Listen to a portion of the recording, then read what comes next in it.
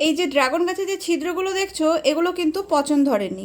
এগুলো চৈত্র মাসের মাঝামাঝির দিকে আমাদের এখানে শিলাবৃষ্টি হয়েছিল, তাও শিলগুলো আবার একটু বড় বড় পড়েছিল, তার জন্য কিছু কিছু জায়গায় এরকম ছিদ্র হয়ে গেছে। তাই মাঝে মধ্যে একটু চেক করে দেখি পচন ধরছে কিনা। অল্পতেই যদি চোখে পড়ে তাহলে কিছু একটা ব্যবস্থা করা যাবে। এই সময় অনেকেরই ড্রাগন গাছ সানবার্ন থেকে আস্তে আস্তে কিন্তু পচন ধরছে। তো যে মাত্রই দেখবে গাছের ডালে পচন ধরেছে, তখনই কিন্তু তাড়াতাড়ি ছুরি দিয়ে সেই অংশটা কেটে ফেলে দেবে।